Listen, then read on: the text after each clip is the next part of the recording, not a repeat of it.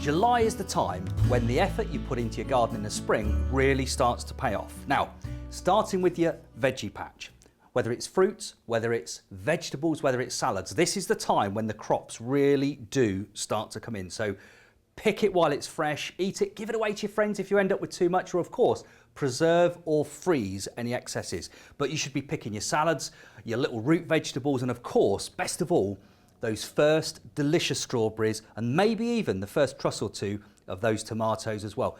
In the case of strawberries and tomatoes, keep the high potash food going in because that will give you bigger, better, longer lasting displays.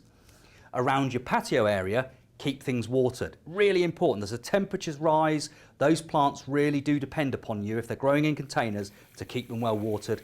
Check them daily, maybe water them even daily on during very hot periods, but certainly make sure they're completely moist at least twice a week. And of course, when you do water them, again, get some high potash food in because your flowering displays will be bigger and better and longer lasting if you do. Blooming fast soluble fertilizer is fantastic for that. Also, make sure you remove any spent flowers, any dead heads as it were, and take those, discard them for the compost heap, because of course by doing that you keep the flowers going longer, especially sweet peas. Do not let your sweet peas go to seed, because if you do, they'll shut up shop, they'll stop flowering, and then they'll not give you the long-lasting displays that you really deserve.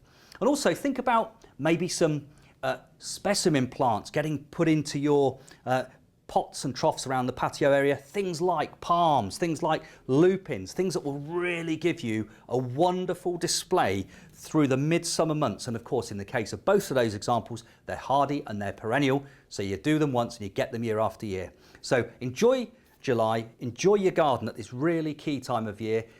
Make sure you sit down and take in all of the fantastic views and the plants around your garden, because this is the time that I really love to sit back and relish the work I've done so far.